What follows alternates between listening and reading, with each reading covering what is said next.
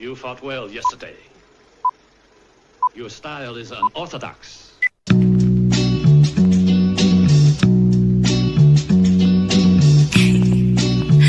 Scorpio.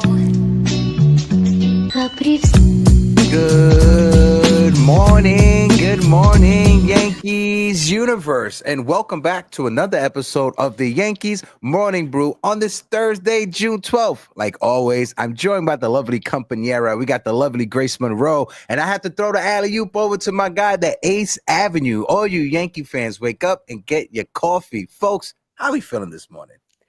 It is so nice to be back with the boys to talk about some Yankees baseball today. I missed y'all so much. I was out on an island, so I did try to catch up with the show like afterward. And I really, really appreciate all the love that y'all showed me in my absence. Y'all were giving me shout outs left and right. And I appreciate everybody who filled in hosting for me while I was gone. And I just missed y'all. I'm so glad to be back. And I want to know what the hell did y'all let happen while I was gone?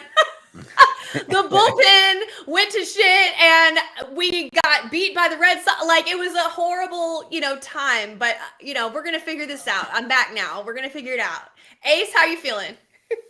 I'm doing great. That just goes to show you can't take any more vacation. You got to be on the clock at all times, Facts, at least facts, until the off season. Then you can go to wherever island you want to go to. Because it was a rough one this past weekend. But I appreciate you guys for having me on again. Grace, we definitely missed you last week. The show is not the same without you. No, that's a fact. I definitely missed the bestie. I think everybody in the chat says, well, they missed the lovely Grace Monroe. W's in the chat for Grace Monroe, everybody. And like always, if you guys can, hit that like button, hit that subscribe button. This morning, we are at 5,430 subscribers. We are right there at 5,500. 5,431. We just got a brand new subscriber right now. So I appreciate all of you guys. Like always, the Uptown Sports Chat guidelines, no hate speech or bullying will be tolerated. If you violate any of the terms and service of our guidelines or YouTube, you will be removed from the chat. This is intended to be a safe space to have great baseball conversations. Shout out to our friend Jonathan, who's in the building. My guy, John, the Beagle Dad. Theo Nosebleed section is in the building. Our good friend Tina, salute, 3 capital S's. A Delulu Yankee fan, my guy Alex is in the building. Nathaniel Crenshaw, how you doing, Crenshaw? Stephen B is in the building. And of course, our friend Chris Califf is in the building. Grace, I'm going to toss it over to you to lead the conversation since this is your first day back. What's your thoughts on yesterday's game? Lead the conversation on whatever topic you want to start off with. Okay, yesterday's game. What's the first thing on my mind about yesterday's game is honestly, I'm worried about Jazz because he has been such a major contributor to the team since his return in so many ways, not just on the field, but off the field. His energy, his versatility, his willingness to play anywhere on the field. Gleyber Torres, we could never. And his just energy that he brings, the grit, the fight, the everything. I mean, he's just the total package. I tweeted out a couple days ago, I've seen all I need to see. It is time to extend Jazz Chisholm Jr. He needs to be wearing pinstripes for a long time. I absolutely love him. Well, shortly after that, he slid into third. He took that weird angle with his neck, and then he came out of the game. And then it was like, oh, okay, well, it's all right. The next day, then he took a foul ball off of I'm not sure if it was his foot or his ankle there. And then he was out of the game again. And then they said it was his groin. So I'm like, where'd the groin come from? So I'm very worried about Jazz. And until I hear some news, I'm going to be worried about him. Delulu. Yes, honey, I have some stray ones for Gleyber Torres always. But yeah, I'm wanting to hear some news about Jazz. So that's on my mind, number one from yesterday. But that being said, overall, the small ball that I saw yesterday was awesome. I know Judge hit his 25th home run, and that's amazing. But that was after we'd already honestly put the game away pretty much. the small ball, batting around and moving the runners over, working walks, like it was amazing to see. That's kind of my idea about yesterday. What about you, Ace? Yeah, much to like like you put out there. Jazz has been great since coming back. We talked about him a couple times last week. The spark plug of this team. We know, with Michael Garcia, Jazz ain't afraid of smoke, so that's great. We need those type of guys on this team.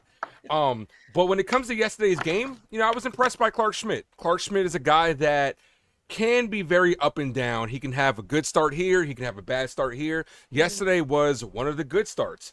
2 hits in yesterday's ball game, 7 strikeouts, was very efficient, gave us a quality start, lowered his ERA down to 3.60. I was very impressed with him. 3 walks as well. You know what I'm saying? Not the walks weren't the worst thing in the world, but we were able to get through them. But he ultimately, did his job, and up until that 9th inning, shut him out. The bats, very impressed with the bats. 7 of 9 starters got hits. Jazz didn't, obviously, because he got taken out early. Hopefully he's okay as well. But I was impressed with the situational hitting. A lot of opposite field hits from the New York Yankees. Judge going deep to right center field, Volpe going to right field, which is something I've always wanted Volpe's approach to change as well. DJ LeMahieu adding on. Yes. Yeah, Cody Bellinger's getting hot. Goldschmidt with another 2-hit game. The bats are clicking at the right time. And I'm going to tell you this. What's more impressive about this is back-to-back lefties that we've had very good games against. Last year, if you hark back to last year, we had our lefty struggles. That changes this year with Paul Goldschmidt. The Yankees grinded out so many at-bats yesterday. You saw Bellinger and Goldschmidt and even Austin Wells with like almost double-digit at-bats, fouling pitches away this series against lefties. So that weakness that we had this year seems to be not as big of a problem as it is this year. Can I say I love Austin Wells in the 9? You can say it. Yeah. You can Sorry, say go ahead, Hector. I just wanted to interject that. Of course. I just want to say, like Sean Browning just pointed out, shout out to Sean Browning that's in the chat. 5 runs in an inning without the long ball. That is something that I think each and every one of us have been preaching we want to see from the New York Yankees. Score runs without having to rely on the home run. We talked about it on one of the last shows, Ace, that when you look at the Yankees and how many runners they leave on base during games, we lead all of Major League Baseball, right? We're able to get on base. We don't drive the runners in. And in that 2nd inning, I understand it was against the Kansas City Royals. I get it. But their starter is somebody who is competing for an all-star spot. So this is not somebody that's just a sleepover or just somebody that you could just walk all over. This is a solid MLB starter. So to see the team score 5 runs early in the game in that 2nd inning was very surprising. I just want to touch back on the Jazz Chisholm comments. And shout out to my guy, Caleb Vasquez, who was in the building. My guy, Caleb, how you doing? Salute, salute, salute. But Jazz Chisholm talking on the beef with Michael Garcia. Jazz Chisholm and Grace, I saw you put it out there on Twitter. Jazz, you can see him mutter from his mouth. I'm going to tell you one more time. If he tags me like that again, I'm going to smack the F out of him. And Jazz Chisholm, that when I saw that, I'm like, he is officially a New Yorker. He is a certified New Yorker, because that's something that a New Yorker tells somebody when you're on the train trying to get to Rourke and there's no space and everybody just want to be all over the place. Shout out to Jazz Chisholm. I thought that was awesome. Another person that I want to talk about real quick is Clark Schmidt. Clark Schmidt with a solid start, right? He struggled in his last outing. He gave up runs early. He was able to battle through and still pitch the Yankees into the 6th inning. But yesterday, Clark Schmidt, 6th inning pitch, he gave up 2 hits, 3 walks, 7 strikeouts on the day. His cutter was the big difference. And if you look at Clark Schmidt, his cutter usage was up in this start than it was in his previous start. He was able to get that weak contact, able to get people to roll over on that cutter, able to get weak ground balls, and deuce pops up. Clark Schmidt, a solid start from Clark Schmidt after struggling in his last outing. The thing about Clark is, like Ace mentioned, it's his inconsistency. If he consistently gave starts like he gave yesterday, he'd be a top of the rotation guy. But the reason he's not, it's not because of his talent. It's not because of his skill level. It's not because of his fight. It's not because of his mentality. It's because of his inconsistency. That's what keeps him in the bottom of the rotation. And he's a great bottom of the rotation arm. And when he's on, he is on. We've even seen it in the postseason. But yeah, it's his inconsistencies that you want to see a little bit more come around on that from Clark Schmidt.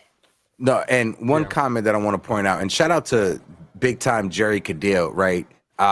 Uncle Jerry in the building, who says that was probably his best start of the year. And I gotta agree with that. That was definitely Clark Smith's best start of this season. But my guy, who put it? Somebody had put it in the chat. CK put in the chat. Clark Smith is also 3-0 against the Kansas City Royals in his career. So if Clark Smith could pitch against the Warriors every 5 days out, I think he'd be in good shape for the rest of the season. Yeah. It also helps you get run support. 5 runs in the second inning. You know, heck, we talked about it last week. His last 4 appearances, Yankees got shut out. Mm-hmm. They won 1-0.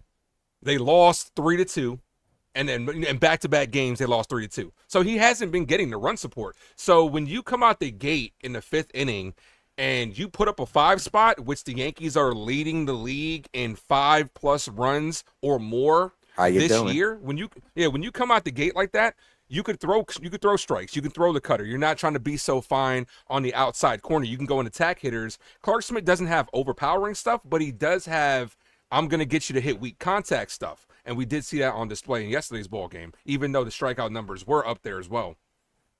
Can we talk about the lineup that they threw out there yesterday? Now, I know that y'all know that I am the biggest Jason Dominguez fan. Every time they sit Jason Dominguez, I get messages, Grace, are you okay? And I'm like, I'm dealing. But besides the Jason Dominguez angle, let's just set Jason Dominguez to the side just for 1 second and talk about the lineup that we had yesterday. Heck, can you pull it up? I will pull it up right now. Okay, I have it in front of. Okay, yeah. Let's talk about this. Goldie, Rice, Judge, Belly, Jazz, and then obviously Peraza later, but skip that for now. Jazz, Volpe, Trent, DJ, and Wells. This lineup goes. Yeah. Like I was like, okay, setting Jason Dominguez aside just for the sake of this conversation, just for right now. This lineup goes.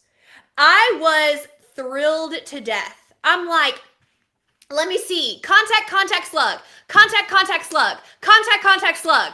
Are you serious? It's like setting it up every 3 batters for like a top of the order and then a top of the order and top of the order. It could be a top of the order for any other team in Major League Baseball. This was such a thrill to see. I thought this was one of the better lineups that we've had in a while. Obviously, getting Jazz back was huge. I liked dropping Volpe down a little bit. I liked Trent being down there. I was about to say that. Yeah, and DJ is producing, y'all. You're just going to have to deal with it. And Austin Wells in the 9, I like that. And if he brings up his on-base percentage, which used to be his calling card, then him in the 9 is going to be huge.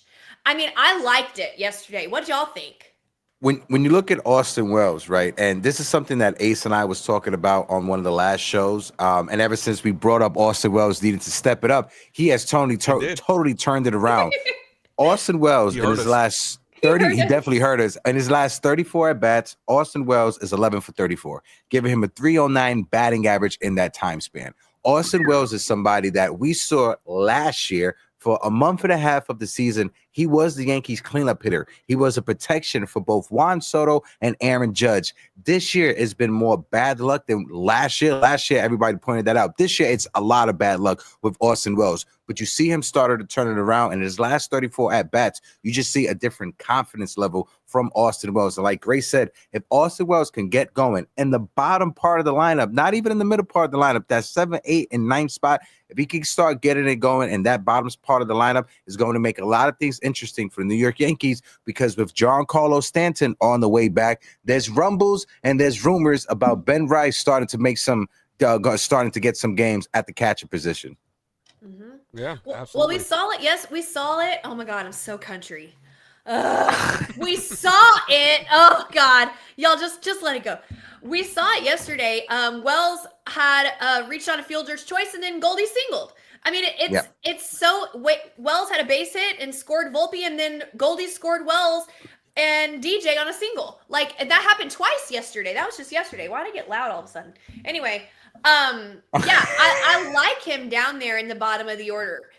He can hit, he can move guys over, bring them in, and also get on base for the top of the order that's coming right behind him.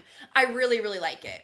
I want to shout out L.I. Yankee King in the building. The only troll we acknowledge is my good brother, L.I. Yankee King, who says Austin Wells is cooking. Está cocinando. Since May 1st, he's hitting 242, 22 hits, 6 home runs, 24 RBIs, 16 runs scored in 29 games since May 1st. Shout out to my guy, L.I. Yankee King in the building. Go ahead, Ace. Yeah, I like the lineup. A couple critiques here and there. I would definitely switch. I'd keep Paul Goldschmidt in the leadoff spot. He seems to be our best leadoff hitter. I like Rice at number 2 as well, followed by Aaron Judge. Jason Dominguez needs to be in the lineup a little bit more, in my opinion. Yes. Like Trent Grisham, it's to the point where Trent Grisham turned into a pumpkin. It's getting late for him. It's midnight for him, and he's come back down to earth. This stat right here does not count yesterday's ball game, right? Trent Grisham has an OPS of 576 since May 13th, but yet the Yankees continue to give him regular at-bats over Dominguez. I called it in the live stream. Dominguez had a 3-hit game. I'm like, his ass is going right to the bench the next game, and sure enough, Aaron Boone put him right there because he can't help himself. Realistically, I would like Austin Wells in the 8 hole, and then you have LeMahieu and Peraza, whoever you're gonna have in the 9 hole, because I like that trio of Jazz, Volpe, and Dominguez all lined up with each other. Then you have the power guy like Austin Wells who can knock him in. But I'm not going to overly critique the lineup, especially because it has performed, but it does seem like we have a particular lineup versus righties versus lefties. Keep the same guys out there every day. Let them get some continuity regardless of it, because these guys are professional hitters. We've seen Goldschmidt step up his game this year. We've seen Cody Bellinger take some good at-bats. Jazz, since coming back, has been on fire as well. Austin Wells, I don't know if it's because Ben Rice potentially catching, or if it's just that time of the year because he always gets off to a slow start. Whatever he does, you need to start your preparation at the beginning of the year a month earlier, because it seems like just like last year, he's getting hot around this time, and it's exactly what we need. I think he needs to start eating chicken parmesan early in the off season. He needs to start eating that chicken parmesan in December. My guy, Delulu Yankee fan, says, yo, gang, make sure y'all smashing that like button on the live. Absolutely. Hit that like button. We got over 31 people in the building on YouTube. We got over 100 people watching us collectively on all other platforms that are out there. If you're on Twitter, if you're on Facebook or Instagram, click the link in the bio, jump on over to YouTube and smash that like button and interact with the emojis on the right-hand side of the chat. Grace, is it that time, Grace? Yes, it is. Somebody said It's that time. Yeah, somebody said Ben Rice, so it is that time. It's that time.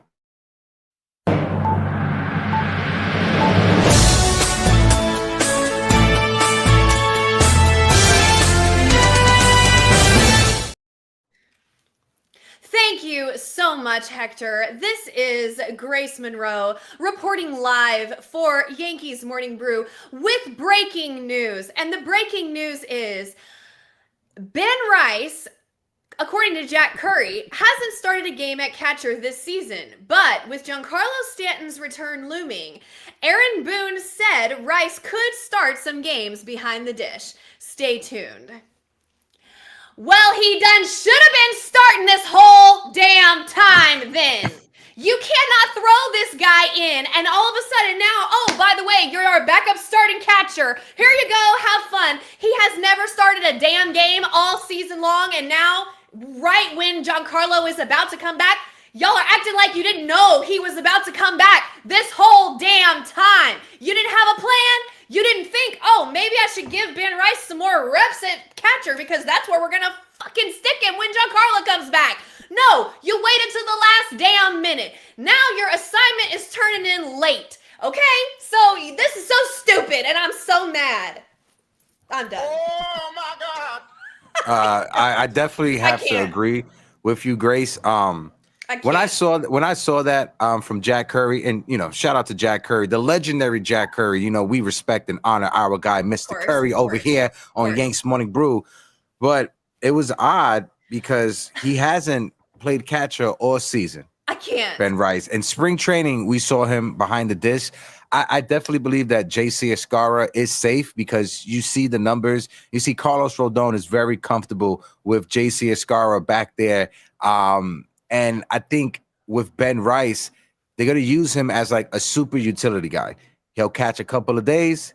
He'll play a couple of games at first base, and he'll do a couple of games in the DH spot. It's just to rotate and to keep him in the lineup.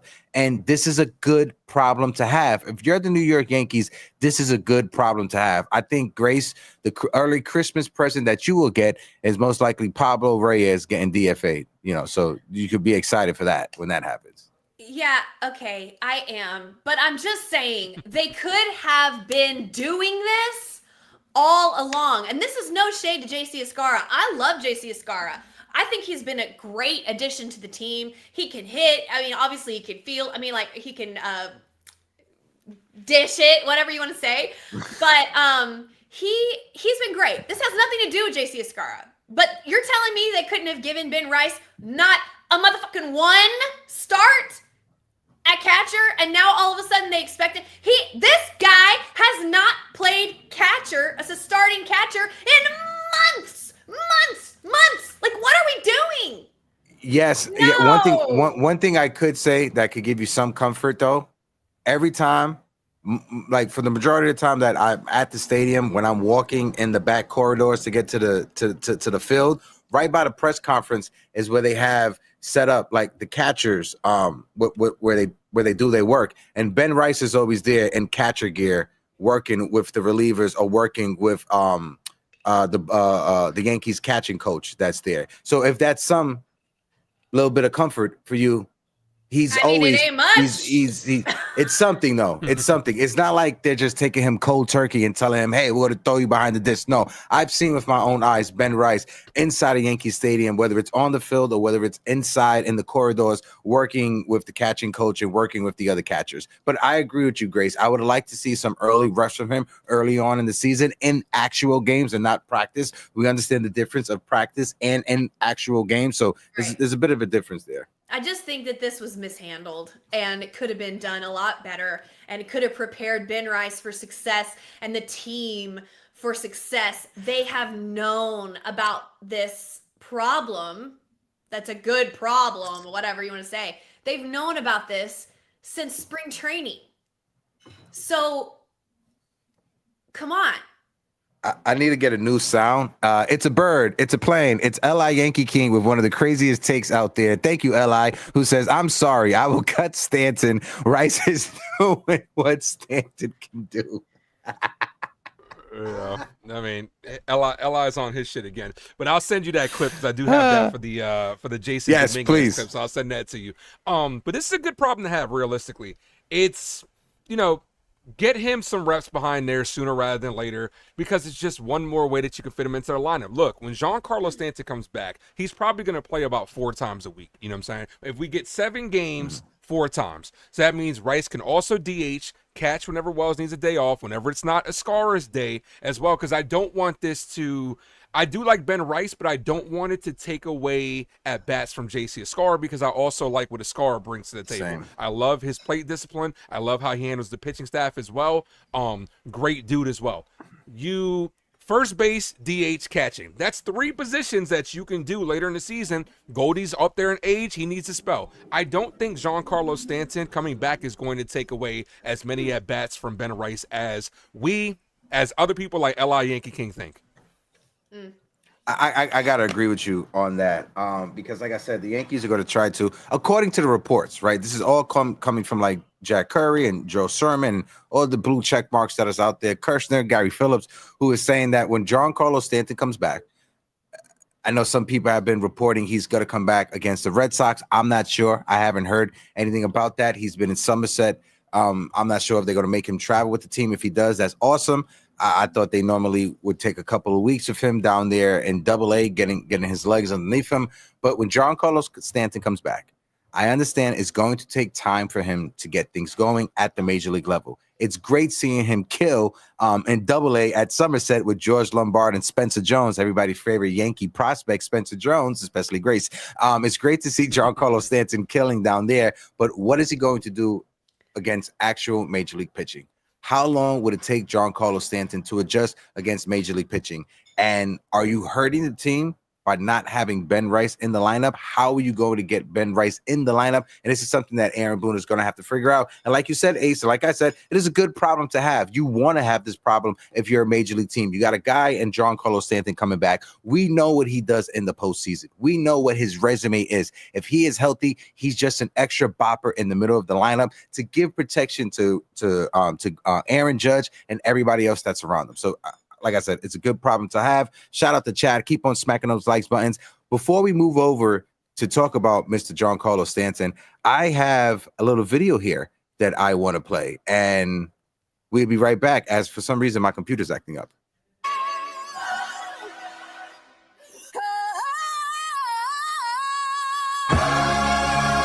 Everything that I felt, praise the Lord. Price your price with the best of the portions. I know I won't forget all he's done. He's the strength in the space that I am. That is awesome. I cannot wait for Giancarlo Stanton to come back. My setup is acting up. You guys keep talking. I'll be right back. Oh. Okay. Well, y'all know I have been one of Giancarlo's biggest supporters through thick and thin, even when he was slumping and everybody was yelling and I was like, no, Giancarlo. So y'all know I am really looking forward to him coming back. Obviously, the contribution that he makes to the team during the postseason is amazing, but we talked a couple shows ago about the contribution he's already made on the 2025 squad, and he hasn't even played with them yet. The leadership, the mentality, and all of the behind the scenes mentoring that he's been doing with the young, the young players has been monumental. It's been written about, it's been talked about. He's made his mark, So him coming back is very exciting. We're going to see how long it takes. Maybe a couple weeks. We'll see. Yeah, absolutely. How little do people forget how great this man is for us in the postseason?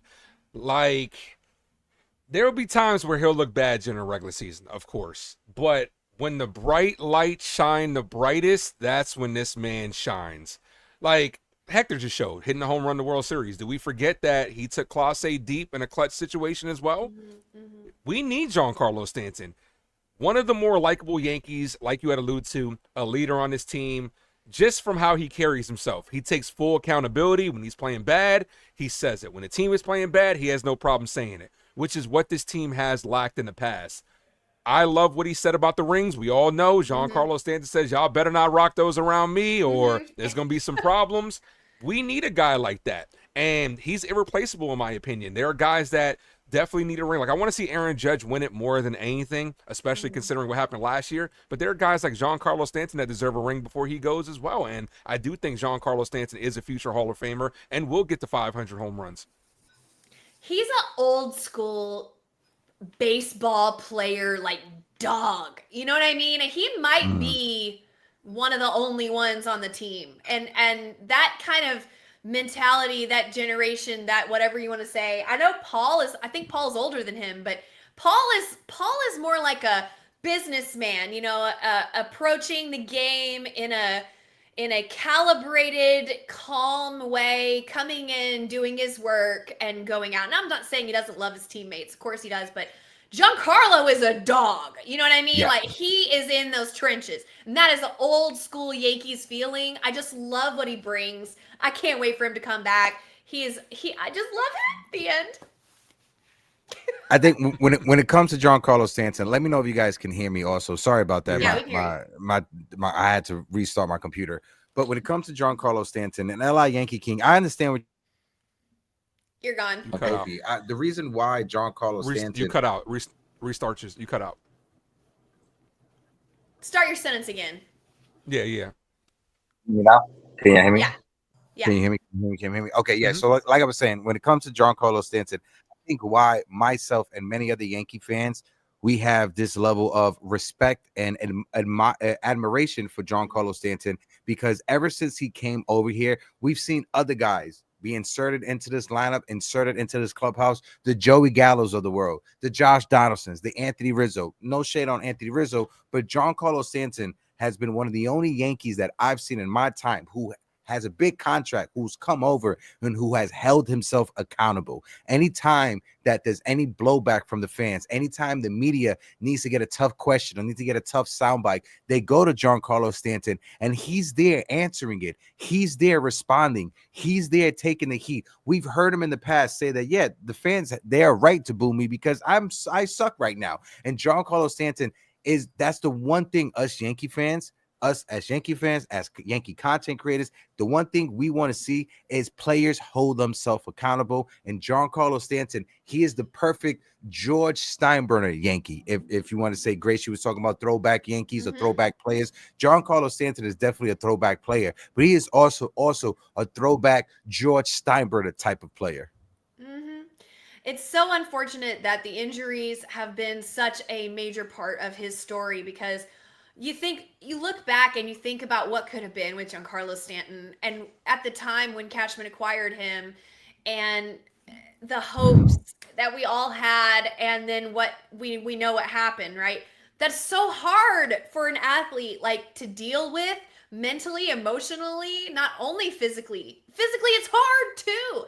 All those rehabs and coming back and working out and strengthening yourself and gaining flexibility and all that stuff. It's hard. It's hard. And it's hard on you mentally as well. The way he's taken it in stride and figured out, okay, I have to bring myself back because I can't play the outfield anymore. What can I do? Okay, I can be a DH, but I can't do this. I can do this, but I cannot do this. I got to figure out where I fit in and how I can help the team. And he's done that. And it's been a struggle for him. It has not been easy. This guy is made of steel. He figures it out, and he still finds a way to contribute. And it is rare. It is rare. He is a rare man, athlete, teammate, leader, everything. So, his story is not without complications. We all know that, but he's never quit. No, I just want to bring up shout out to Enrique in the chat, Kike, who says we expected Volpe to be more like Bobby Witt. And I think when it comes to the unfair expectations put on Anthony Volpe by the Yankees organization and by a lot of Yankee fans, comparing him to Bobby Witt Jr., comparing him to Gunnar Henderson, comparing him to Jackson Holliday. Let Anthony Volpe, to Derek Jeter, let Anthony Volpe be Anthony Volpe. But talking about Anthony Volpe, isn't Anthony Volpe now leading the New York Yankees in doubles? That is a great stat to have. Anthony Volpe is also leading all shortstops in the American League and RBIs at the moment. Anthony Volpe, he had a double yesterday. Anthony Volpe has had a solid third year in the major leagues. He may not be hitting 300. He may not be hitting 280, but I think Anthony Volpe has had a solid third year in the big leagues. I don't know. I may be a little bit biased because he is a Yankee. I don't know. What do you guys think on that real quick? No, I think you're correct too. On top of he's playing some good defense this year. A couple of errors here and there, but that's bound to happen. But he's having a solid year, especially considering he's been moved up and down in the lineup. 8 home runs, a 1.8 WAR, 248 average. OPS is above league average at 776 because the doubles will help out on that as well. 31 runs scored as well, 38 RBIs, which is one of the league leaders on the team as well. So I think he's this has been a good solid third year. The expectations are on the things that the Yankee fans have put out there. Volpe just wants to be Volpe at the end of the day. We just have to let him be Anthony Volpe. If he's a solid 260 hitter with around 850 OPS throughout his career, batting at the bottom of the order, playing Gold Glove defense for the next 6-7 years, are we going to say no to that? It's because we expect higher from the position that he's at as well. If he was a second baseman, I don't think he'd be getting this much comparison, but it's because he's a Yankee shortstop. People want to compare him to Derek Jeter. People want to compare him to Bobby Witt Jr., Gunnar Henderson, all those people you named. Some of those players are also having down years as well. He's not them. Let him be him, and just let him go out there and shove and let him be Anthony Volpe. Y'all, I think Anthony Volpe is a big part. I think he's a bigger part of the dynamics of the team than we even probably grasp or realize. I think he is absolutely beloved in the locker room. The team loves him. He is I'm telling y'all, he's like a cornerstone of the team right now. I mean, you're thinking about moves at the trade deadline and who has value, who could we move, who's expendable, who is redundant, whatever. And people have mentioned Anthony Volpe, and I'm like, trading Anthony Volpe just might collapse the entire locker room. For real. I really, really think that. And it's stuff we can't see on the outside. Intangibles that he contributes every day. I really, really think that. But Bobby Witt Jr., he came up to bat last night, and I remember I said to my husband, "Oh, it's just Bobby Witt Jr. He can't hit. He struck out against Clark Schmidt." I'm like, he's walking away. And I'm going off on a tirade. My poor husband. I'm going off on a tirade. Like, people try to tell me Bobby Witt Jr. was better than Aaron Judge. I'm like laughing. I'm dying laughing. And then what happens next? Aaron Judge comes up to bat, hits a home run. Number 25, by the way, on pace for 61 home runs again. Is that good, Ace? Is that good? Right. Okay, so. Best right-handed player we've ever seen. It's just something about him. Ace, I sent this stuff to Hector, but it was like he is smashing the records that he set last year when he had the best season ever for a right-handed batter. He's smashing every record except for his home run pace until last night.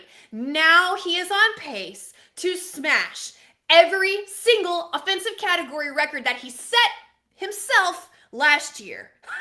Yep. It's insane. And not to mention, they took away one home run from him earlier this year. Oh, period. We were playing the Rays, so he should have 26. And realistically, he was this close. I forget what stadium we were at, but that wall was high. If it would have been a foot over to the left, that's number 27. But this man, on top of all that, on top of all that, Grace, he's hitting damn near 400. He has 200. Today he's going to get at bat number 250, right? He's going to get at bat number 250 in his first appearance today. And he's batting 394 while hitting 25 home runs with a 1269 OPS. The slugging is 779. Like, that is ridiculous. We have never seen this. And what day is it today, Ace? June 12th.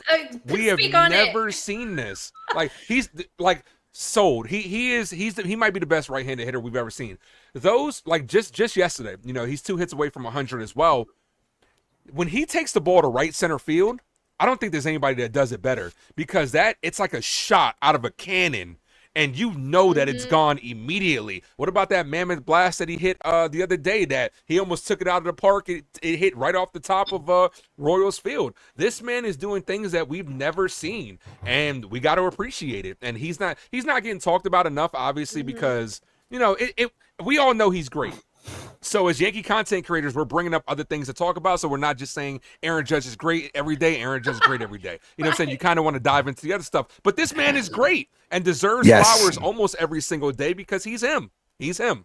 Mm-hmm. When you look at it, right, and I'm sorry about like the technical difficulties. Thank you guys for holding it down. When you look at what Aaron Judge is doing, like you said, Ace, he is damn near hitting 400 on June 12th, right?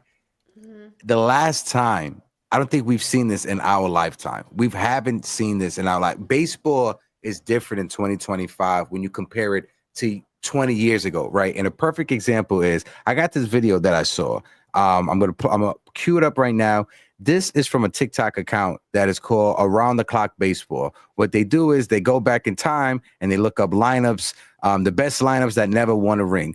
Pay attention to these batting averages and these home runs. Just pay attention to this real quick. Ray Durham, a 282 batting average, 14 home runs. Curveball, slider, change, and just look at these. A 284 batting average, 21 home runs. 336, 37 home runs. That's the big hurt right there, though. Big hurt. He's different. Maglio, 338, 25. 297, 14. 294. 299. Carlos Lee as your seventh hitter. Charles Johnson. I bring that up to say, when you look at it, the stark difference between 2025 and 2000 is the average velocity on the fastball. In 2000, anybody want to guess what was the average velocity of a major league fastball in 2000? Like of a pitch? I'm gonna say Of a pitch? yeah. I'm gonna say probably like 95. I was gonna say 93. 89 miles per hour. Okay. The average Get fastball Marcus Stroman out there. in 2000. 89 Stroman would miles have per dominated hour. back then. Stroman would have really. That he missed his. Hall of Famer Cy Young. Does anybody want to take a guess the average mile per hour of a fastball in 2025? It's got to be like 98. 96. 94.3 miles per hour. Basically, almost 95 miles per hour. It is a Wow. 5 mile difference, right? And you're like, oh, 5 miles, that's not that much. But in baseball, when you have a fraction of a second to decide if it's 99 or 82, that 5 mile per hour difference is a huge difference. Yeah. And you see it in the difference between batting average. And that's an average of all pitches, not just fastballs, but breaking balls too. So that brings it down, I'm sure. Exactly. That's Shout out to nothing my guy, about taking consideration, too. Richie Riviera. My guy, Rich Rivera from Empire State of Baseball is in the building. Shout out to ESB. Rich, my guy, I miss you, baby. I hope all is well. I see you guys are killing it over there. Make sure you guys give him a follow on all social media platforms. Give him a subscribe on YouTube and follow them on the Twitter. Shout out to my guy, Rich Rivera. Yeah, that right there is shocking to see because I'm going through that account. I found it this week and I'm going through it. I'm like, wow, the different lineups. And it's like the difference between baseball, between then and now. And we see it back then. If you threw 99, 100 miles per hour, you were a unicorn, right? Aroldis Chapman, when he first came into the league, him and Joel Zamaya were the only people throwing over 100 miles per hour. And now it seems like every team has at least 1, 2, or 3 guys that could touch gas and hit 100. Yeah, baseball What is a very Aaron difficult Judge is- sport. And Judge is making it look easy. What Aaron Judge is doing is making such a case for himself to be the best hitter of all time, non-steroid. If you take out the steroid hitters, okay? Take out the steroid hitters, he's the best hitter of all time. That's the case he's making for himself because you could say like, oh, Ted Williams, Tony Gwynn, blah, blah, blah. Contact guys, right? But like, I'm not saying that they didn't have home runs, okay? But I'm just saying the one argument against Aaron Judge has been, well, he hits home runs, but like, you know, if you don't like slug, we're not talking about the best slugger of all time. We're talking about the best hitter of all time, right? This season, he's making the case for himself that he's a complete hitter. He can do it all. And that's what I'm saying. When you bring up that tweet, Hector, that you brought up a second ago, if you'll bring it back up, it'll show you. Say what? I said, I got you. I'm bringing it up right now. Yeah. It'll show you here that this season he's brought up all of his numbers besides the home runs until last night. Then he tied. So he's tied for his pace in 2022 as of June 12th, right? So he hit his 25th home run, which Ace pointed out should really have been his 26th home run, possibly 27th home run. But look at all of his other numbers here. Look at his OPS. It's never been done. They showed a stat. The only other person who's had this OPS with this many games in a season was Barry Bonds. So if we're talking about non-steroid, it's Aaron Judge. He passed Babe Ruth's BABIP. He has the highest BABIP since 1901, and he passed Babe Ruth. He does it every day. Every day he passes Babe Ruth, Lou Gehrig, Mickey Mantle, like Ted Williams, Tony Gwynn, Barry Bonds. Like just throw it, Albert Pujols, whoever you want to say. Mickey, the best hitters of all time. Every day he's breaking these records. It's crazy. I want to ask you real quick, and I'll throw it over to you, Ace. My fault. I want to ask you real quick. If Aaron Judge was a free agent, what is his contract? Oh my God. Oh, he's getting underpaid.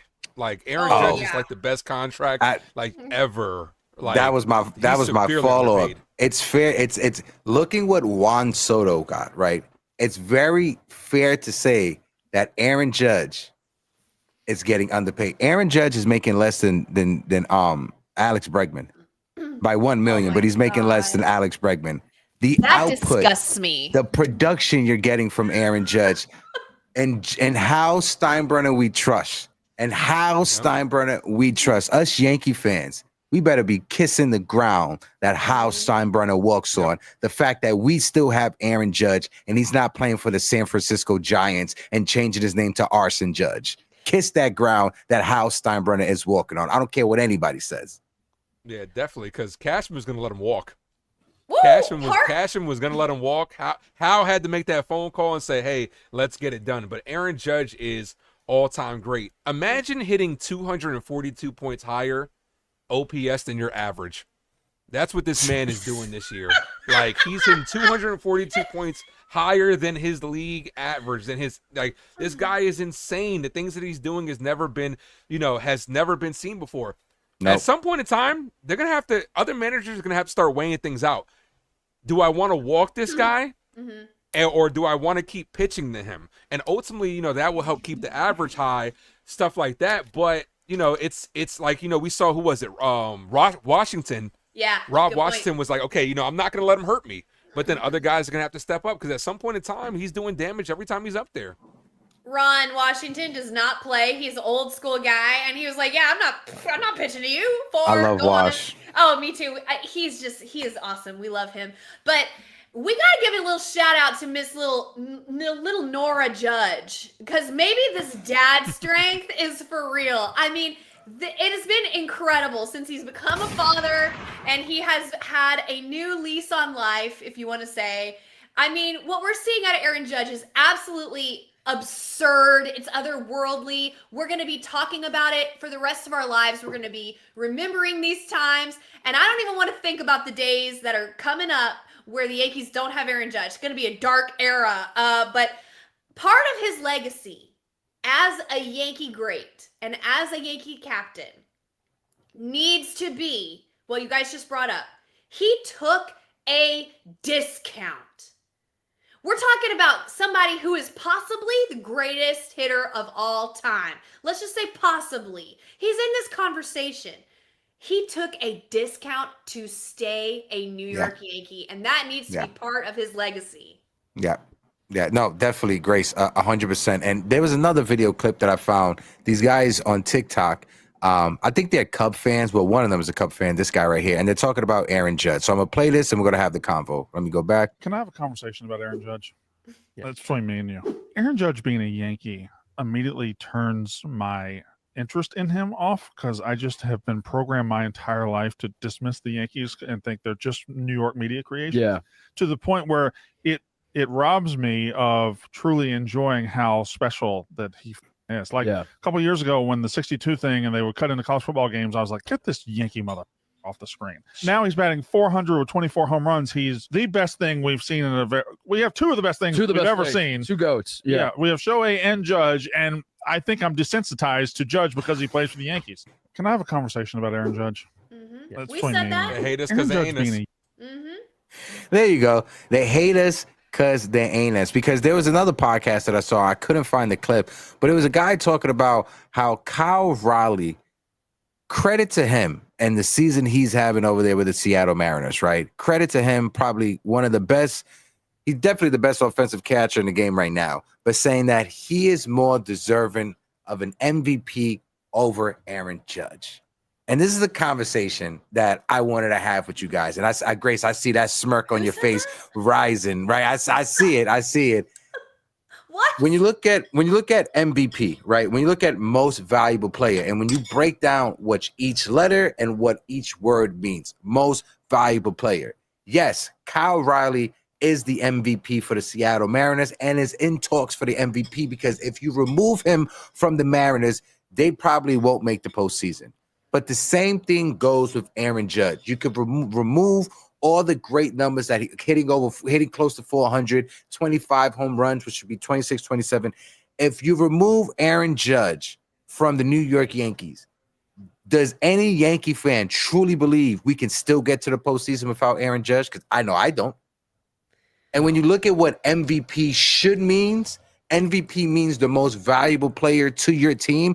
And if you take Aaron Judge away from the Yankees, they don't make the postseason. If you take Kyle Riley away from the Mariners, they don't make the postseason either. So when both of those equations are in the conversation, then you have to measure each player and point out who's having a better season. And Aaron Judge is having the far better season. He's hitting 120 to 130 points higher than Kyle Riley when it comes to his batting average.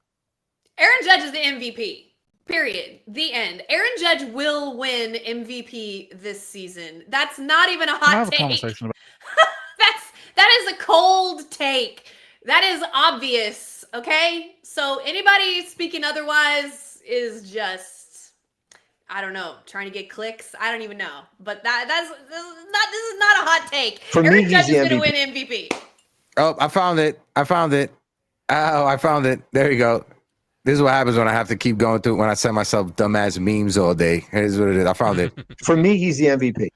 Judge plays in a Williamsport ballpark, and he stands in right field. Come on. Who's playing? Who's demanding more? You know, when the shortstop and the catcher hit, they're the MVPs. If you're a great shortstop or catcher and you hit like he's hitting, you're the MVP. He's the MVP. Sorry. Aaron Judge, you're not the MVP.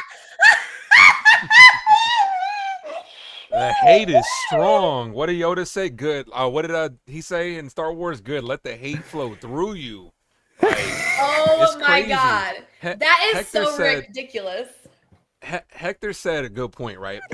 Without Judge on this team, we know this Yankee team doesn't make the playoffs. Without Kyle Riley, they still might not make the playoffs. They're one game under 500 over there. Let's not forget that. Kyle Riley's stats, I'm not trying to take away anything from him. In 4 less at bats, he's got 33 less hits than Aaron Judge. Come on, like you cannot tell me. And we know the Yankee bias, the anti-Yankee bias is out there. It took for Aaron Judge to hit 62 for them to give him the edge over Shohei Ohtani that year. Yankees, I mean, it's a standard. We know A-Rod should have won a couple more MVPs. It takes monumental things for New York Yankees to even get that consideration. It's because they expect it from us because we are a great franchise and a great organization. But that should not be held against Aaron Judge. What he is doing has never been seen before and probably will never even see it again. This man really said, if a catcher hits it all... if a catcher hits it all, he's an MVP. Are you serious?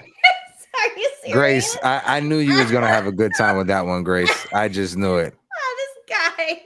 Oh, thank you for making me laugh, guy. You're hilarious. You should invite him on, and we could really have a good conversation. Oh no, that's great.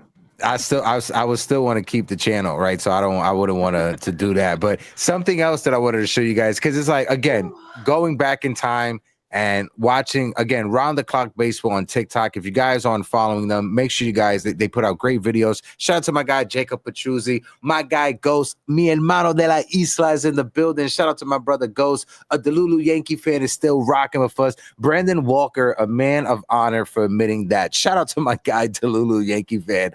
I just want to bring this up real quick because I have it right here. The 2007 All-Star Game. This was the year I graduated high school, so it's some nostalgia for me real quick. Here in San Francisco, if you want again, look at these batting averages. Here's Derek Jeter. Each row is different. His time with the Red Sox. There are the numbers. Just a phenomenal start. Got a 2-out, 2-run triple. You know that he has the ability of squaring up pitches, rehabilitation, and procedure done to his knee. Of this game for Placido Polanco. Guys here in San. Again, a different time. A different time. Hit around 300 in that era. Mm-hmm. That's Paul Goldschmidt-ish. Yeah, and it is, and I bring that up to show people it is a stark difference in games. 2025 and 2007 and 2000.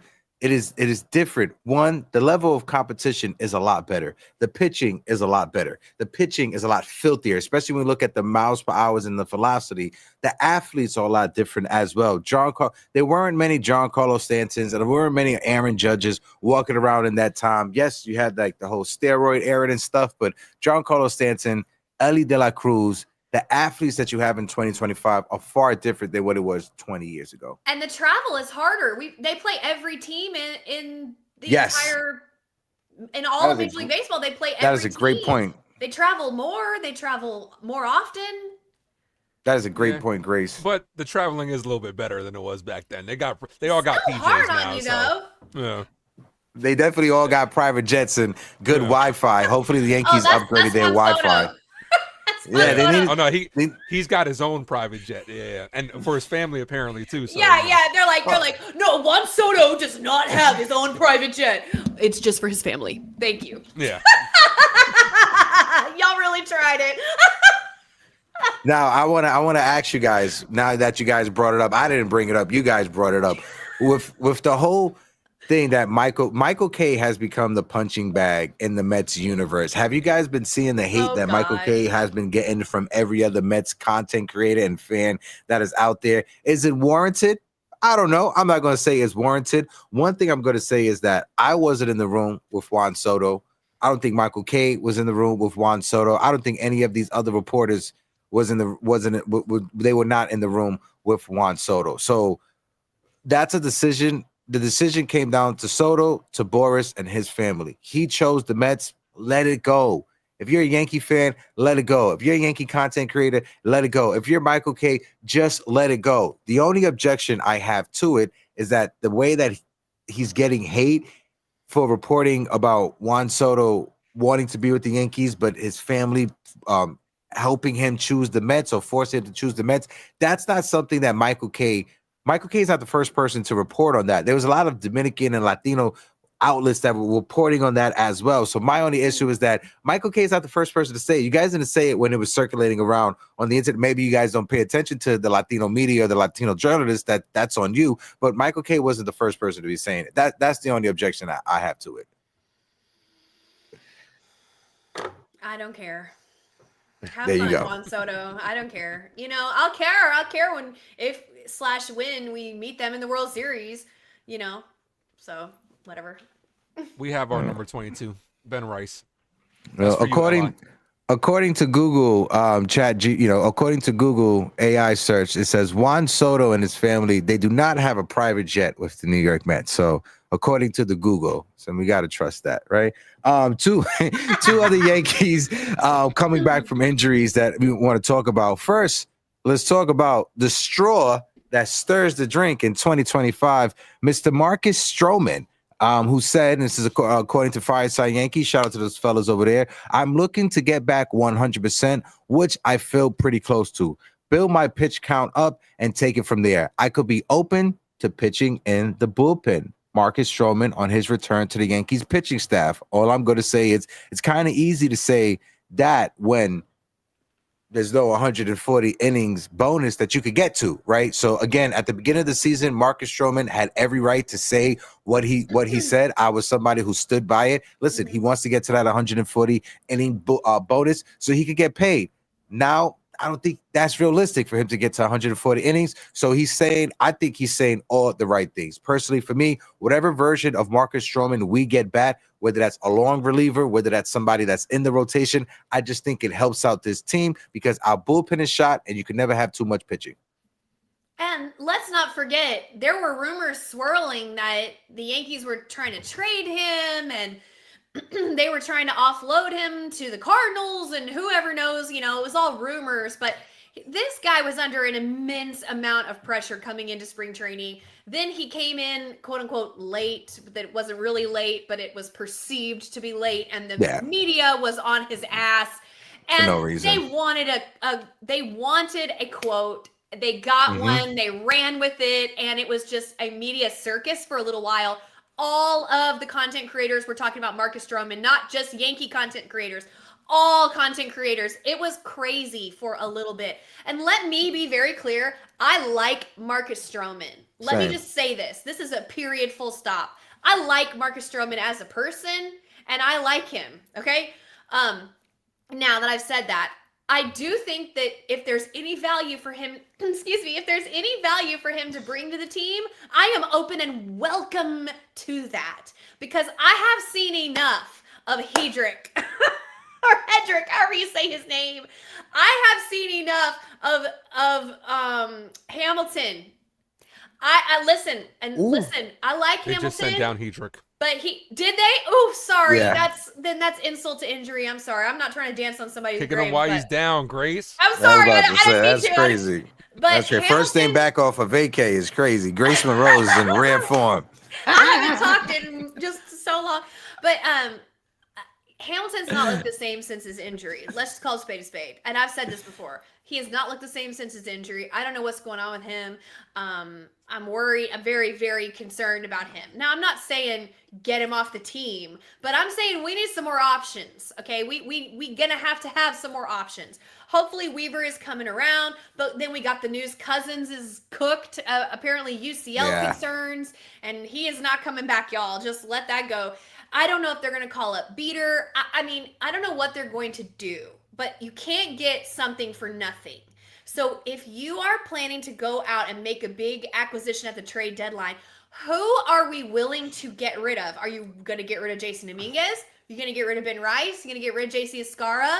Obviously, none of us want to get rid of any of those guys. So if we're looking internally, Marcus Stroman could be an option. At least let's see. Let's just see, Something that, we didn't have the show on Tuesday, so I couldn't report it on Tuesday. And I learned about this news last Friday when I was at the stadium for the first game of the Yankees versus Red Sox, the only game that they won of that series. Thank God I was there. I would have crashed out if I was at the other two games. But anywho, I learned on that day, surprise, surprise, that last week, late Tuesday, early Wednesday, I was told on Friday, the New York Yankees and the Pittsburgh Pirates were finalizing a trade where the New York Yankees were going to trade Oswald Peraza to the Pirates for a reliever. And in the last few minutes of it, the Pirates wanted some more minor league prospects back from the Yankees, and the Yankees said no. Who that player was from the Pirates, I don't know. Who the prospects were, I don't know. I was just told on Friday that the Yankees earlier in the week, Tuesday and Wednesday, we're finalizing a trade with the Pirates, and in the last few hours of it, it fell through. Make what you want to make with that, y'all. And now that Jazz may or may not be hurt, that puts a squeeze on having Peraza. You can't put Reyes back out.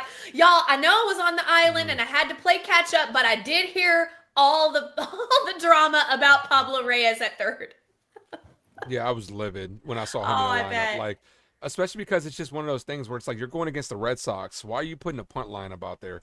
That kind of infuriated me. But when it comes to, Peraza, he's had the opportunities. I don't think, could I see him doing well somewhere else? Absolutely. But he's just not panning out here, especially with George Lombard Jr., who hit his first home run in Double-A yesterday too, by the way. Hey, shout out to the youngin. Yeah, especially with him, possibly coming up in a couple of years. Peraza had his opportunities to, give him some leverage over a guy like DJ LeMahieu, but he hasn't been able to do it. As far as, with Stroman too, I do think Stroman definitely has some value on his team as a guy that can eat up innings because his bullpen is taxed right now.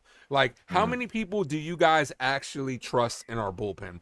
Because the circle of trust for me as of right now is very small. Now, we did hear Weaver, is feeling better, so maybe he can be maybe he's a little bit ahead of schedule. Devin Williams showed up in a big spot yesterday. Mark Leiter Jr., outside of yesterday, has looked pretty good. Hasn't given up a run in 13 of his last 15 appearances. But outside of that, Fernando Cruz is kind of still working his way back as well. Outside of those guys, I don't really trust a lot of people. Like, Ian Hamilton should go. Tim Hill seems to give it the big hit every time he's, thrust into that position. Like, Hedrick just got sent down. Leiter. Maybe Stroman's a guy. Leiter. No, I do like Leiter. I think Leiter's splits are okay. Though. Yeah, he is inconsistent. I gotta agree with Grace. My fault, Ace. But you're good. But we got to add to this bullpen, and the Yankees always add arms at the end of the day. Luis Hill is coming back, but Stroman he's a guy that could eat us innings because how many times have we seen? Within the last couple of weeks, it's been a blowout, and then Aaron Boone is using the bullpen in a blowout when you can use Stroman for 3 or 4 innings. And if he works his way back into being a starter, if he deserves it, like let's say a guy like Will Warren starts struggling, or a guy like, Yarbrough starts struggling, and we have like 4 or 5, good outings from Marcus Stroman, I wouldn't be opposed to the better players earning their playing time, but we have to see it. when you were asking that question of who do you trust in the bullpen, I'm gonna say a name, and I don't know how people are gonna feel about it, but I'm starting to trust Devin Williams. I'm starting to trust. I've never been off that train. Devin Williams. When you look at it, when he first started struggling, the big issue was his walks. He couldn't control his fastball. He was not throwing his cutter. His usage rate for his cutter is up. His fastball command is there. In his last 18 appearances, he's only walked 5 batters in his last 18 appearances. And when you expand that over his last 12 appearances or 13 appearances, he's only given up 3 runs. One of them should have been an error, but they still counted it against him. So realistically, 2 or 3 runs over his last 13, 14 innings and appearances. Devin Williams, that airbender yesterday was filthy that he got on the strikeout. If we could get Devin Williams to figure it out in the absence of Luke Weaver, it's going to give the Yankees hope, knowing that they don't have to rush back Luke Weaver, and B, when Luke Weaver comes back, you have a 2-headed monster at the end of that bullpen with Luke Weaver as your closer and Devin Williams as the setup guy. Devin Williams did look really good last night. I was really, really happy with the way I could tell even when he was running in from the bullpen. I said, "Oh God, here comes Williams." I looked at him. I looked at his face. I said, "Never mind." I was like, "Never mind. He's got this." Yeah, for real. He gets on that mound. He's been calling his own pitches, which I think makes him feel much more comfortable. And then he threw the airbender once. He got a swing and miss, and then he went back and he's putting in the key for whatever he's going to throw next. And I'm looking at the batter and I said, "Throw it again, Devin. He's going to swing. Throw it again. He's going to swing." I could just tell that hitter was going to be overly aggressive. And then what'd he do? Threw it again, got the swing, got the strikeout. And it was a beautiful thing. I was like, "Yes, Devin. Yes." Yes. But I want to say real quick, I wrote down some things while you were talking. Jonathan Loaizaga, what is happening? What is happening? I know he's coming back off a major injury. Is this just part of the long build-up process? Because I have some concerns. He's having command issues. Yeah, I was about to say, if you think about it, it's command issues. And Jonathan Loaizaga, it's not that he hasn't pitched at all this year. He hasn't pitched at all for the past couple of seasons. Right. So I don't know. Do you think some more patience, maybe? Okay. Well, I wrote down also having Yarbrough back in the bullpen will be huge if we get Heel back. And we haven't heard anything about Heel. Can we please get an update on Luis Heel? Last I heard, he threw a bullpen session and it went well. But y'all, sorry. But we haven't heard any updates on him, and I need to know what's going on. Because if he comes back and Yarbrough gets moved into the pen, okay, that is huge. Because I trust Ryan Yarbrough. I know he had a tough outing a couple days ago. But besides that, you were talking, Ace, about who do you trust in the bullpen. I trust Yarbrough, and if he's in the bullpen, he can give you long relief, couple innings here and there. That would be huge. When you look at Jonathan Loaizaga, he's been battling injuries for his entire career. 2021 and 2022 are the only times he's pitched in over 50 games. 2023, he pitched in 17 games. Last year, he only pitched in 3 games. And this year, it's only been about 10 games, right? So realistically, he's only pitched in about 30 games over the past 3 years combined. So he's trying to figure out. He's coming back from massive injuries. So I want to give him somewhat of a benefit of the doubt. But but on the flip side of it, if he is coming back from injuries and he's trying to figure out, Boone shouldn't be putting him in high leverage situations this early on of him coming back. You got to let him build his confidence before you throw him into a bases loaded situation against the Red Sox. You just can't do that. That's unfair to Jonathan Loaizaga. Exactly. Like the thing this bullpen needs. And we know the Yankees are going to be very proactive when it comes to the bullpen because they do it every year. You know they're going to get themselves, 2 good guys out of the pen. Matt Blake's going to sprinkle that dust on them and work with them and make them good. The thing is, we need less situational arms and more guys that can just go out there and shove because we have guys for situations like Tim Hill, like Ian Hamilton, Jonathan Loaizaga is trying to be put in a situation. There's only like 2 or 3 guys that can just go out there and just get you outs versus lefties versus righties. Too many times, especially within the last week and a half, going all the way back to the Dodgers series. And I'm going to tell you this. I think that Dodgers blowout, when they blew us out, definitely messed up our bullpen. I think that they're trying to rebound from that because since then, we've seen Boone pull the trigger on guys really quick, and we've seen multiple relievers come in one inning. And he's not letting guys get out of it. He's pulling guys immediately. Jonathan Loizaga has been one of those guys. He hasn't walked a lot of guys, but he's been in a lot of trouble, and he's getting the string pulled on him real quick. So I think that series definitely messed up our pen. We kind of got to reset. A guy like Marcus Stroman can do that. If he comes in, gives us a good solid inning, if the bats get going, it allows your bullpen that couple of extra days to rest because we haven't had too many days off in between then. But arms are definitely something we're going to add. There's a guy in the minor leagues, what's his name, Alan Wynez. I'd bring him up because Wynez is shoving right now. You telling me he can't give us more quality innings than Ian Hamilton? I'd pull that move and go out and get yourself another 2 relievers and maybe a middle of the road starter. Yeah, and that's a guy who's more of an older pitcher. I think he's like 29 or 30 years old. 20, yeah, that the Yankees picked up. I forgot. I think he pitched for Tampa or something, and the Yankees picked him up. And like you said, he's been killing it down there in AAA. So, yeah, I think the Yankees, since he doesn't have as many options, if they bring him up and they have to move players around, if they send him back down, they may lose him. So the Yankees may be waiting for the time when Pablo Reyes gets released or when somebody else gets released to bring him up. That's the only reason why I think the Yankees haven't brought him up. But yeah, I gotta agree with you, Ace. Like you said, I think Brian Cashman, we've seen it so far. The Yankees are secretly trying to be proactive, whether it's acquiring a reliever, but we're gonna have to wait to see at the trade deadline what the Yankees do. Deadline's coming up. When you have a lineup of a ton of MVPs and award winner, World Series champions and veterans, they've faced Rodon before. They know him. They're very familiar with him. They hit him. They faced Max Fried before. They're very familiar with him. Freddie Freeman was a teammate with Max Fried. They played him in the playoffs. They played the Braves in the playoffs. They played Max Fried many, many times in the National League. They hit him. People are acting like, oh, Max Fried, gave up all, and Rodon gave up all. I'm like, bro, you're facing a Dodger lineup that's very familiar with those pitchers. And yeah, they're all great hitters. They adjust, they find a way to be successful. And that's exactly what they did. So, don't be surprised. It's not that Max Fried is broken or Rodon is broken or whatever, It's just that we would have done the same thing. Yankees do the same thing to pitchers all the time. And real quick, pitchers this year. I was gonna say real quick. I didn't hear what you said. What'd you say? Oh, we've been killing our former. I mean, to your point, we've been killing our former pitchers this year too. Exactly. That's been on the other team. So yeah, that's right. Talking about Luke Weaver, I forgot to play this for you guys at the stadium with Mr. Luke Weaver. What up to the people on TikTok real quick? Just say hi. TikTok, hello world. See you later.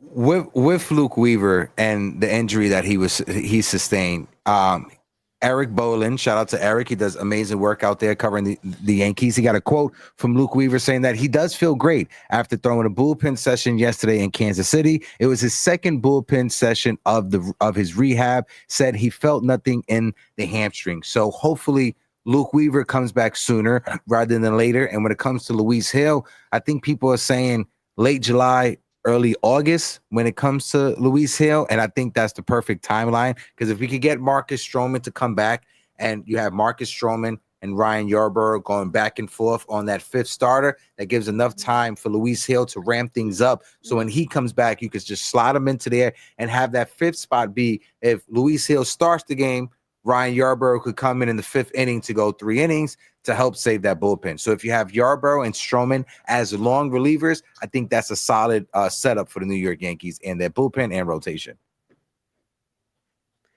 Is it crazy to consider putting Luis Hill in the bullpen? I don't want that.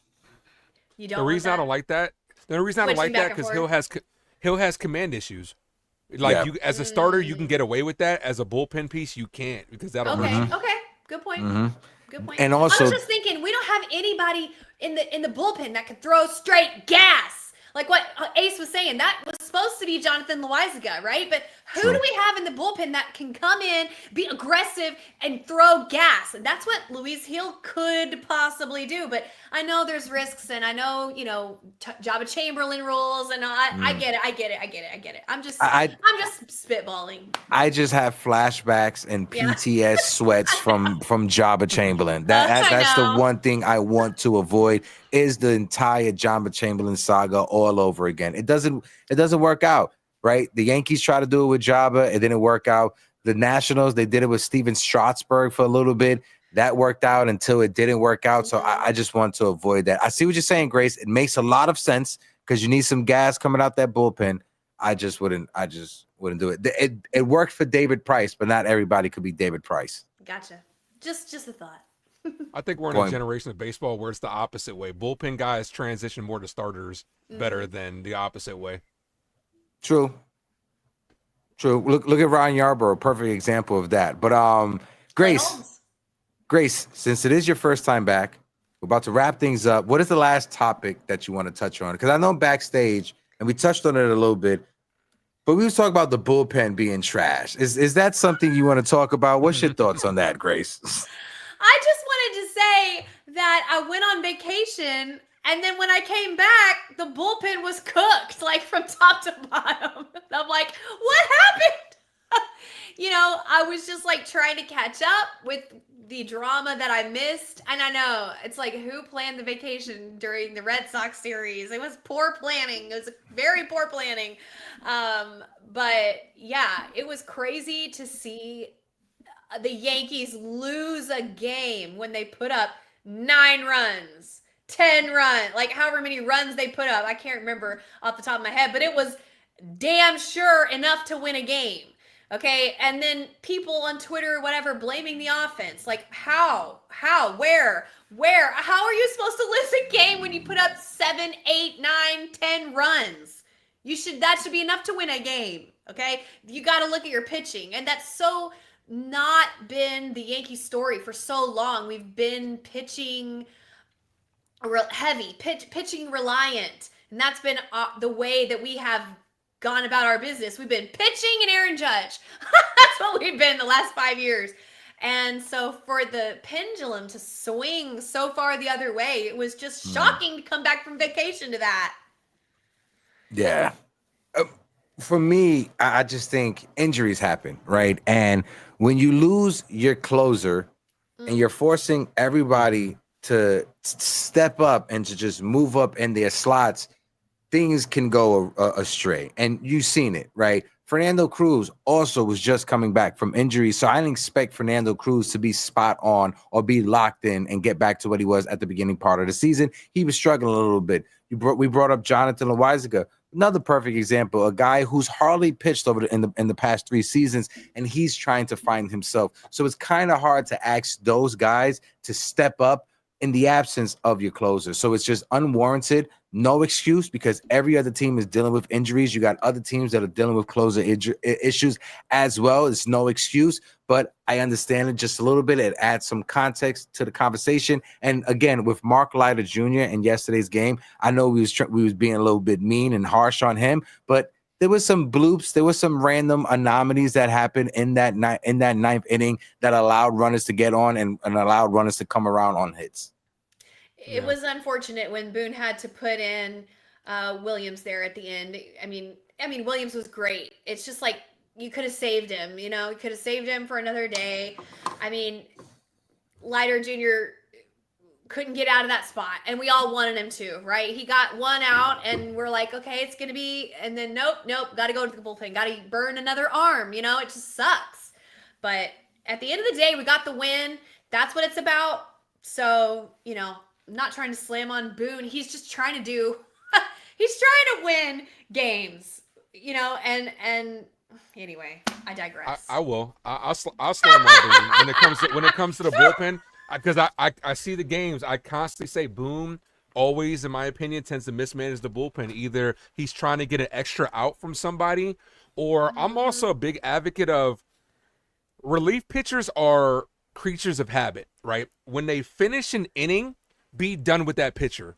move on to the next pitcher because you can move them the next day. Until the MLB changed the rules where the pitchers can go back to the bullpen, guys are not used to sitting around in the dugout. You bring in a guy to get one out, and then he's sitting there. Then the next inning, he's giving up hits. Why? Because he's not used to that. It's not part of his routine. If you go to another pitcher, that guy that you just came in for one out can be used tomorrow. Like, scrap the bullpen budget. Go out there. Whatever happened to the days of you asking the guy, how you feeling today, man? Can you give me an inning? You I know you pitched 2 days in a row, but can you give me an inning if I really need one? Thank you. I appreciate that. I just feel like Boone either keeps guys out there too long or he doesn't have a good read for it. And I constantly say he mismanages the bullpen. I'm not sitting here saying fire Boone, but sometimes I do wish Matt Blake was more in charge of the bullpen than Boone.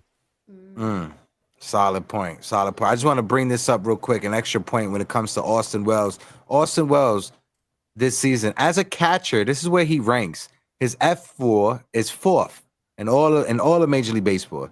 His WRC plus is 5th.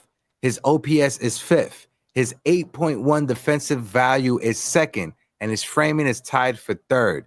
This is Austin Wells. So everybody out there, and I know a lot of Yankee fans are guilty of it, saying that Austin Wells is washed. When you look where he ranks in all of Major League Baseball, when it comes to the catcher position, he is a top 5 catcher. And another good note, this my guy, Ken Knows Baseball, put the eye test want to believe that a catcher who's on pace for 50-plus extra bases and a nearly 800 OPS and plays great defense behind the plate is a bad player. And that's something when it comes to Austin Wells, I can't get on the bandwagon. I don't think Austin Wells is washed whatsoever. I know there's a lot of Yankee fans going back and forth saying he is. I'm not one of them. No, I'm right there with you. Nice. Hector, I text Wells. you. Yeah, you did. He needs to shave. He needs to bring back the stash. That's what it is. He's got. I grew out my stash and it allowed Austin Wells to play better. So I'm gonna keep the stash going in order for Austin. I'm gonna make that sacrifice for all of you guys that are out there. But guys, I'm sorry. Can we quickly talk about DJ before we end today? I was just about to say, guys, we got one more topic that we got to touch on, and that's DJ La Machina, DJ LeMahieu. Grace Monroe, lead us in the conversation with Senor DJ LeMahieu. I thought you were going to say, and guys, with that, I'm like, wait, what about DJ? No. Let's just all take a big swallow of our own medicine here, because DJ LeMahieu, who reached base 4 times Tuesday night, has reached base each of his first 2 times to the plate tonight. He's 12 for his last 25 over his last 8 games. DJ is batting 400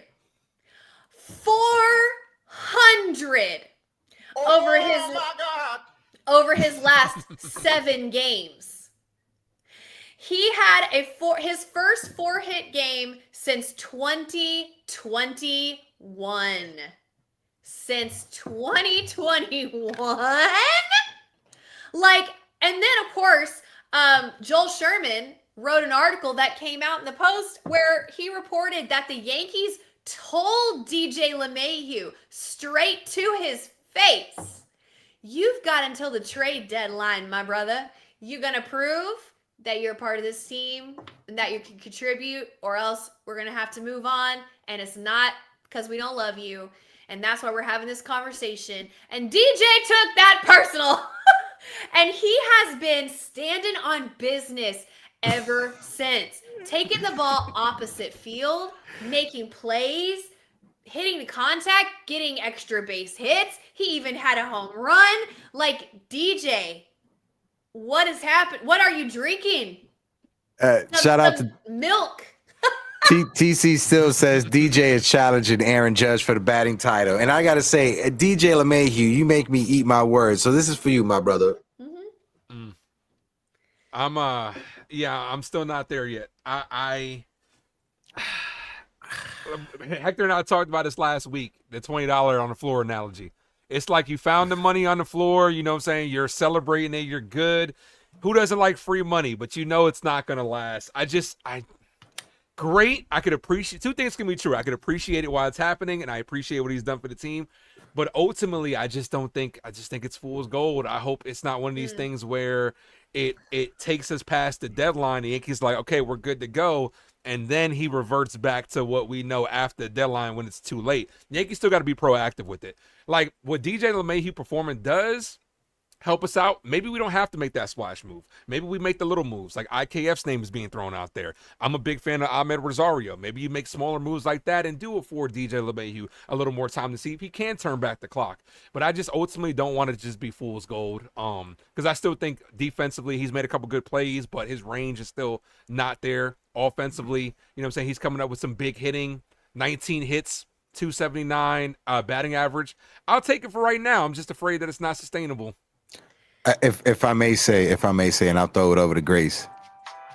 DJ LeMahieu, I always believed in you, DJ LeMahieu. DJ LeMahieu, La Máquina, I always believed in you, DJ LeMahieu. I'm not like these other Yankee fans that are out there who have been saying that you belong in the trash. That's not me. I'm not LA Yankee King, all right? I didn't say your battery was expired. That wasn't me who said that. Grace, what's your thoughts? You're full of shit.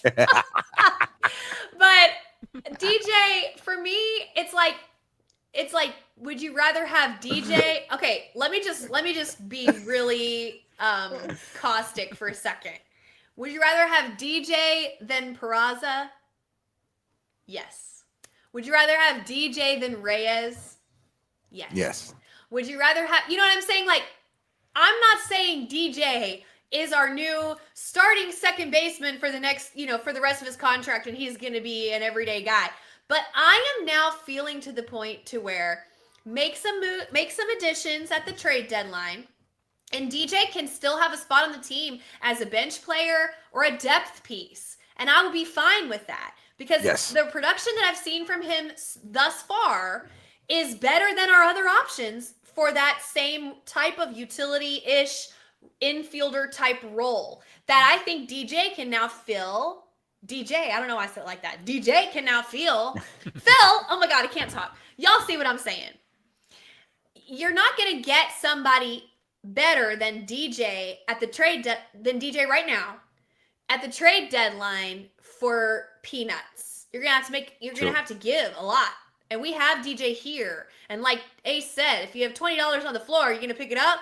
Well, sorry to make DJ a $20 bill, but in this economy, you pick it up, right? I would say when it comes to DJ LeMahieu, I gotta agree with you, Grace. The version that we're getting of DJ LeMahieu right now is something that you want. I'm gonna just bring this up real quick so you can see his stats. He's hitting 279, 2 home runs, 9 RBIs. The MVP DJ LeMahieu is back. As Grace, I think she'll be rejoining us momentarily. When it comes to the production you're getting out of DJ LeMahieu, you're going to take it. And to the point that Grace brought up, that the Yankees told him, you have until the trade deadline to figure it out. If you're the New York Yankees, it makes your decision at the trade deadline a lot more easier if this is the production you're getting out of DJ LeMahieu. Somebody that I brought up in past conversations with you, Ace, and with other people's on this topic. I'm keeping my eye out, and I'm focusing on the situation in Arizona. Because Corbin Burns is out. Other people getting injured in Arizona. And if the Diamondbacks become sellers at the trade deadline, there's one player I want, and it's their third baseman, Eugenio Suarez. If we could get him, he makes $15 million. When you look at the Yankees tax penalty, they're at that 110% penalty mark. That $15 million turns into $32 or $33 million. That's a lot more reasonable to pay for it than Nolan Arenado's $44 million if the Yankees were to bring him because of the penalty and the luxury tax threshold. If you're getting this production out of DJ LeMahieu, maybe it does not warrant the Yankees to go out there and trade for Eugenio Suarez and absorb that money. But if I was the Yankees, I would move DJ to third base and move Jazz Chisholm to second base. That's just a preference on me. I would rather have a plus defender in Jazz at second base and an okay defender at third instead of a minus defender at second and a minus defender at third, at DJ at second and Jazz at third. Shout out to my guy Gio, Go Eagles in the chat, and TC Stills as well. Oh, well, no Go Eagles. Now I was with that until the Go Eagles part. But yeah. But nah, I think the Eugenio Suarez move is like the big splash. I think that'd be a big splash move to make. I'd be okay with that. Defensively, it's a little bit of a drop down. You and I talked about it. I don't think his bat will play as well in Yankee Stadium being a pull hitter, but some of those home runs will turn to doubles, which is fine.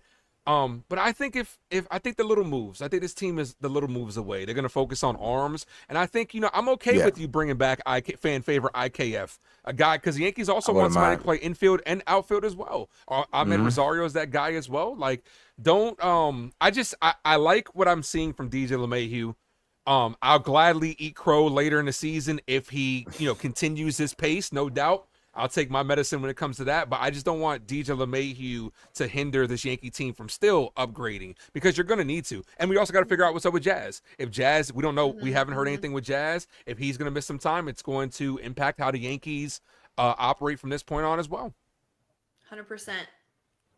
Sorry, y'all. It's raining here, so I'm having a little. Oh no, it's good. I was having technical difficulties all morning, so that's no issue whatsoever. But guys, we're gonna get ready to wrap things up. This has been an awesome conversation. Grace, she has a life to get to. Ace, he has a life to get to as well. And me, I have a life to get to as well. I'm starting to play the Resident Evil games on TikTok because the new trailer that just dropped. Ace, I know you probably saw that. You excited for the new Resident Evil game? Not really big into that. I'm kind of stuck on Marvel Rivals right now. That's kind of where I'm at. All right. As soon as I figure out how to play Marvel Rivals, then you and we could jump on a game online. I would love to do that with you, my guy. Appreciate the chat as well. Grace is like, what the hell are they talking about? I have no idea. I don't play video games. Except like Mario Kart. Does that count? I just wanted to also let everybody know this Saturday, right? Make sure you guys are following me on TikTok, right? If you guys aren't following me on TikTok, I implore everybody who is watching to follow me on TikTok. I will be going live because this Saturday, I will be at the Bernie Williams Celebrity Softball game in Connecticut, working media for that game with Latino Sports. So make sure you guys follow me. Get some Yankees to come by, former Yankees as well. Bernie Williams, there's going to be a lot of celebrities there. It's going to be a good one. My man Future is going to be there as well. I can't wait for that. Go ahead, Grace. What happened? Everything good? I have a question. Go ahead. Hector, I heard a couple days ago, that this year for Old Timers Day, they're bringing back the game, and it's going to be a softball game. And Hector Beauchamp with Latino Sports, are you going to be covering this? Yes, I will be covering it as well. I will be there at the Old Timers game. Oh my God. I cannot wait for that one. That one's going to be a thrill. That's going to be a blast. I'm super excited for the Old Timers game to come back. And again, blessing to Latino sports, because I know I am blessed to be in the position I am right now with the privilege of being able to go onto the field. Against the Red Sox last Friday, I felt like a little kid because Sweeney Murdy was on the field. And Sweeney Murdy is somebody that I used to listen to growing up as a young kid when I was in high school, and he was one of the voices of the Yankees. And being able to talk to Sweeney Murdy, being able to talk with Michael Kay, being able to rub elbows with Paul O'Neill and all the great Yankees, I just want to say that to everybody that supported me from day one, to you, Grace Monroe, to you, Ace Monroe, to my guy Ace Avenue, and everybody in the chat. I appreciate all of you guys, and thank you guys for always just believing in me and just being the best friends that anybody can ask for. Hector, we're so proud of you. Yeah, Ace said it. You deserve it. It's amazing when you see good things happen to good people. It really just doesn't happen enough in the world, but when it does happen, it's an amazing thing to see. We're all so proud of you, and we expect lots of behind-the-scenes content to keep a coming. Oh, no, definitely. And I will be at the MLB All-Star game this year as well in Atlanta. So I'll be there for like that whole week covering the HBCU game, the celebrity softball game that's at the MLB All-Star game, the home run derby, the All-Star game as well. So make sure you guys are following me on all platforms, Uptown Sports TV on Instagram, on TikTok, on Facebook, on Twitter. Subscribe to the YouTube. On YouTube, we are at 5,434 subscribers. Appreciate all the new subs. I can't ask for the best co-host in Grace Monroe. Grace, you are amazing. I appreciate you. And then Ace, My man, I met you on the internet, bro, and you have been A1 since day one, brother. So I appreciate you. My guy TC Stills as well. I love you, brother. Future as well. Let's do a roll call for the chat. Let's shout out the chat as we get ready to get out of here. Gio Go Egos in the chat. Enrique, I appreciate you. Big time Jerry Cadill, I appreciate you as well. John the Beagle Dad. Shout out to John the Beagle Dad. I always love that name, and I always love that profile picture. My guy CK in the building. D's channel as well. Li Yankee King, who was here earlier as well. Li, I love you, my guy. I appreciate you. And until next time, you beautiful people out there, I'm Hector. I'm Grace Monroe. I'm Ace. This is the Yankees Morning Brew, and we will be back next Tuesday. Appreciate you guys. Drink some water. Say something positive about yourself. And we out of here. Deuces. Go Yankees. Go Yankees. You fought well yesterday. Your style is unorthodox.